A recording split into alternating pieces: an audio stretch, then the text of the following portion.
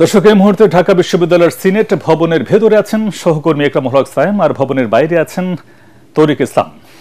প্রথমে চলে যাচ্ছে একরামুল হক সায়েমের কাছে, তারা জানাবেন ভোট গণনার সবশেষ খবর। সায়েম, ভিপি ও জিএস পদে ছাত্র শিবিরের প্রার্থীরা তো বিপুল ভোটে এগিয়ে রয়েছেন, আর অন্যান্য পদের ফলাফলগুলো আমাদেরকে বিস্তারিত জানাবেন।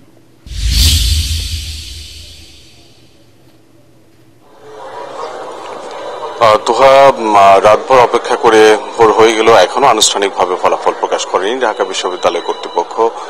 আপনি দেখতে পাচ্ছেন যে সিনেট ভবনের যে মিলনায়তন, এখানে কিন্তু অপেক্ষা করছেন শিক্ষার্থীরা, বিশেষ করে প্রার্থী সমর্থকরা, এবং রাতভরই তারা ফলাফল ভোট গ্রহণ শেষ হওয়ার পরপরই কিন্তু এখানে অবস্থান নেন এবং পুরো রাতই কিন্তু এই মিলনায়তনে তারা অপেক্ষা করছেন এবং অনেকে দেখছেন যে ক্লান্ত হয়ে ঘুমাচ্ছেন, অনেকে নানানভাবে তারা সময় কাটাচ্ছেন।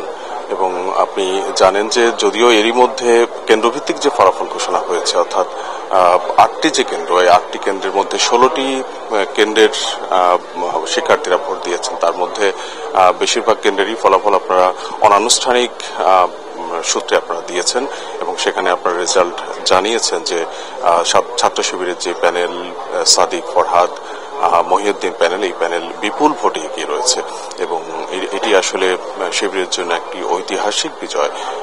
ঢাকা বিশ্ববিদ্যালয় কেন্দ্রীয় ছাত্র সংসদ নির্বাচনে এরকম ফলাফল শুধু শিবির নয়, এটা আসলে অনেকের কাছেই খুব সহজ জয় ছিল না এবং সেই জয় নিয়ে যদিও নানা ধরনের আলোচনা চলছে এবং এই ফলাফল আসলে কখন আনুষ্ঠানিকভাবে দেওয়া হবে সেজন্য অপেক্ষা চলছে। এবং এই সিনেট ভবনের ভেতরে যেরকম অনেক শিক্ষার্থী, সাংবাদিকরা অপেক্ষা করছেন, সিনেট ভবনের বাইরেও কিন্তু অনেকে অপেক্ষায় রয়েছেন। আপনি দেখতে পাচ্ছেন যে এখানে শিক্ষার্থীরা বসে রয়েছেন এবং তারা কিন্তু একেবারে রাতভর কিন্তু এখানে রয়েছেন এবং অন্যান্য যেই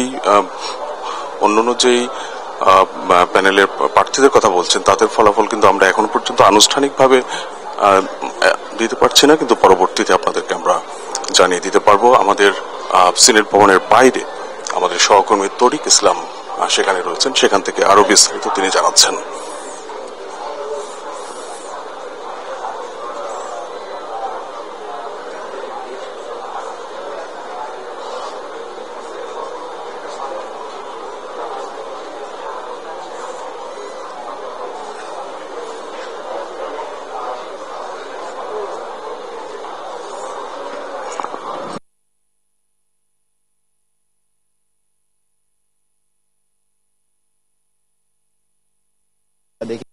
বিভিন্ন হলের যখন ফলাফল ঘোষণা করা হয়েছে তখন এখানে আমরা মুহুর্মুহু স্লোগান শুনেছি, কিন্তু এখন কিন্তু সেই প্রেক্ষাপট নাই, সেই চিত্রটা ভিন্ন। এখন এখানে শুধু গণমাধ্যম কর্মীরা রয়েছেন, তারা অপেক্ষা করছে কখন ডাকসুর নির্বাচনের চূড়ান্ত ফলাফল ঘোষণা করা হবে, সেই অপেক্ষায় কিন্তু রয়েছে। রাত পেরিয়ে ভোর পেরিয়ে সকাল হয়ে গেলেও এখনো পর্যন্ত ডাকসুর যেই নির্বাচনের, ঢাকা বিশ্ববিদ্যালয় কেন্দ্রীয় সংসদ নির্বাচনের যেই ফলাফল, সে ফলাফল এখনো কিন্তু পাওয়া যায় নাই। আমাদের গণমাধ্যমের কর্মীদের সাথে সাথে পুরো দেশবাসী এখনো অপেক্ষা করছে যে কে হতে চাচ্ছে এই ঢাকা বিশ্ববিদ্যালয়ের ছাত্র সংসদের আগামী দিনের ভিপি, জিএস সহ অন্যান্য প্রতিনিধি। আপনাকে জানিয়ে রাখি যে গতকালকে যেই সারা দিনব্যাপী যে ভোট অনুষ্ঠিত হয়েছে, সেখানে 8টি কেন্দ্রের মাধ্যমে সেই ভোটগুলো সংগ্রহ করা হয়েছে। তার 7টা কেন্দ্রের ফলাফল এরই মধ্যে প্রকাশ করা হয়েছে এবং সেখানে 16টি হলেরও ফলাফল প্রকাশ করা হয়েছে। আমরা দেখেছি কিছুক্ষণ আগে একটা কেন্দ্রের যে ব্যালট বক্স, সেই ব্যালট বক্স এখানে নিয়ে আসা হয়েছে এবং সেটি কিন্তু সিনেট ভবনের ভিতরে নেওয়া হয়েছে।